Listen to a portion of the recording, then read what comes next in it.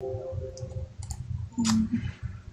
everybody, it's Mac, and I have a special treat for y'all.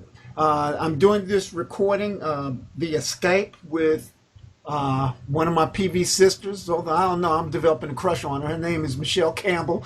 I got you a blush, and Michele. Just a little quick background. I know you're in your mid 50s. I'm not going to give your exact age, although I know it. Uh, Yeah, we talked about that already. And I know you're Canadian. You're in the Toronto area, and you were diagnosed with PV how long ago? 5 years. 5 years ago. Okay, and so I guess I'm gonna just jump right into it. What is First of all, tell how you were diagnosed because I thought that was kind of interesting.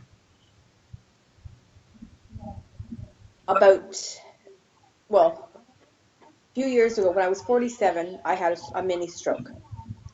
And at that time, they wanted me to quit smoking and that because my hepatic was high and so was my hemoglobin because that's what smoking will do to you.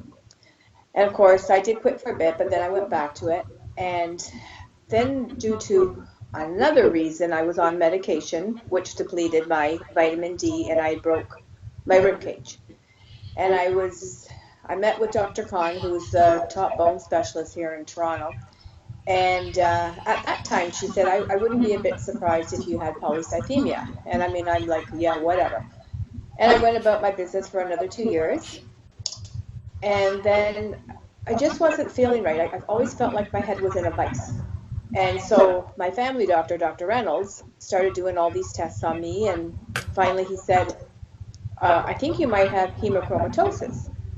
And I went, okay, whatever. So he sent me to Dr. Andrea Lee here in Oakville, who's my oncologist, and she said, yeah, you can't do, but she goes, but your herbatic is too high in that, and though I had more tests done in the bone marrow, and that's how I found out I had polycythemia.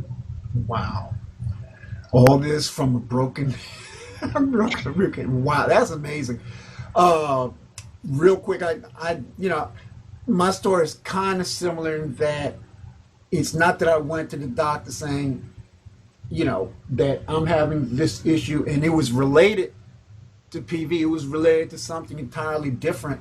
And they took blood tests and they came across the issues with my blood. So, and I think that's the case with most people. I think most people probably just find out almost by accident. It's not, hey, check my blood. No, it's that they're checking something else. And as part of the procedure, they'll go ahead and take blood and check your blood. And that's how they discover these things.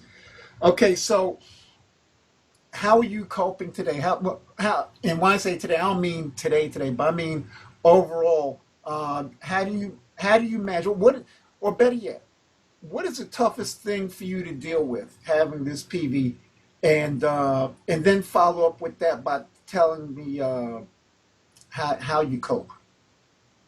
Okay, I'm just going to back up a bit to when I first started the phlebotomies because I didn't really understand, and I was checking on the internet, and I mean, it was just kind of freaking me out a little bit. And so I joined a group on Facebook for PV, and though that group was very, very scary. So I got out of there real quickly and joined the group that I'm in with now. In the beginning, like probably many of us, I had to be phlebotomized once a week. And from after doing it once a week, I had to go to twice a week.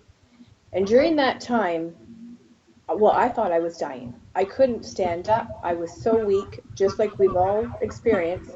And at that point in my life, I didn't want to live because I couldn't understand what was going on. I mean, you're dehydrated. I had to go to the hospital a few times for that.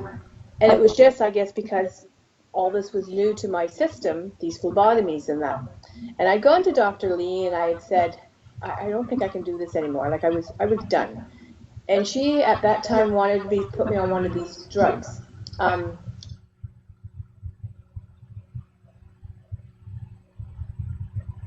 to tolerate the phlebotomies, we don't have to do it. And I'm going, well, what's the drug? And she goes, well, it's a cancer drug. And I'm going, but I don't have cancer. And she goes, it's a